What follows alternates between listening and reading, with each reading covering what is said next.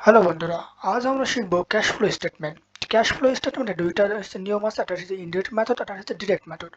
Direct method হচ্ছে আমরা সাধারণ যেভাবে যা কিছু করে থাকি, যে এই যে নগদ টাকা পেলে যোগ করি আর নগদ টাকা প্রদান করলে মাইনাস করি, ঠিক এই নিয়মে হচ্ছে ক্যাশ ডিরেক্ট মেথড। ডিরেক্ট মেথডে কোনো প্যাচগোছ নাই।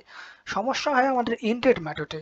ইনডিরেক্ট মেথডে কোনটা বৃদ্ধি পাবে, কোনটা মাইনাস করতে হবে, কোনটা প্লাস করতে হবে, এটা বুঝতে পারি না। এটা বোঝার সবচেয়ে সহজ টেকনিক হচ্ছে তোমাকে এই যে কারেন্ট লাইবিলিটি আর কারেন্ট অ্যাসেট আছে না, এই দুইটার ভিতরে সবচেয়ে বেশি গুলাই।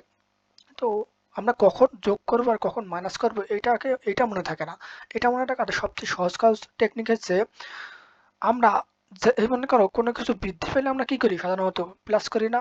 এখানে আমরা কারেন্ট অ্যাসেট আর কারেন্ট লাইবিলিটির ক্ষেত্রে যদি বৃদ্ধি পায় তাহলে আমরা তার উল্টো করব, যা আমরা সাধারণ করি, যে প্লাস মাইনাস করে থাকি। বৃদ্ধি পেলে প্লাস করি, আর কমে গেলে মাইনাস করি। কিন্তু এখানে আমাদের হবে বৃদ্ধি পেলে মাইনাস হবে আর কমে গেলে প্লাস হবে। এইটাই হচ্ছে পার্থক্য ইনডিরেক্ট মেথডের। ঠিক আছে? তো এখানে দেখো, ডিক্রিজ ইন কারেন্ট অ্যাসেট আছে আর ইনক্রিজ ইন কারেন্ট লাইবিলিটি।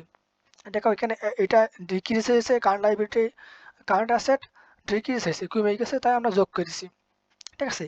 যেগুলো আমরা সাধারণ করি, যে কমে গেলে আমরা কি করতাম, কারেন্ট অ্যাসেট কমে গেলে আমরা কি করতাম, সাধারণত মাইনাস করতাম। কিন্তু এখানে যোগ হবে। ঠিক আছে? এইটাই এই যে ইনডিরেক্ট মেথডের হচ্ছে পার্থক্য। আমরা যা করতাম তার উল্টো হবে কারেন্ট অ্যাসেটের ক্ষেত্রে আর কারেন্ট লাইবিলিটির ক্ষেত্রে। আর অন্যান্য সবকিছু ঠিক আছে। দেখো, loss on fixed asset loss হলে অ্যাড হবে, আর ডিপ্রিসিয়েশন লস থাকলে সেটা অ্যাড হবে। ঠিক আছে? এই যে নেট ইনকাম আর অ্যাড দিয়েছে current asset current liability and depreciation and less depreciation current liability, এইগুলো হচ্ছে net operating cash flow operating operating হচ্ছে আইটেম। এইগুলোই বেশিরভাগ আমরা ভুল করে থাকি। তাছাড়া যে cash flow investment activities and cash flow for financial activities, indirect method and direct মেথডের সেম, কোনো পার্থক্য নাই। এই জন্য আমি এখানে আইটেমগুলো দেয় নাই। যেই আইটেমগুলো আছে ক্যাশ ফ্লো ইনভেস্টমেন্ট অ্যাক্টিভিটিস আর ক্যাশ ফ্লো ফিনান্সিয়াল অ্যাক্টিভিটিস, এগুলোর মধ্যে কোনো প্যাচগোছ নাই। ঠিক আছে? এইগুলো যা আছে তাই, এর ভিতরে কোনো বিপরীত কোনো কিছু নাই। যা যেই করা বইতে দেওয়া আছে ওই করাই, এর ভিতরে ওর কোনো সেন্স নাই। ঠিক আছে? আশা করি বুঝতে পেরেছো।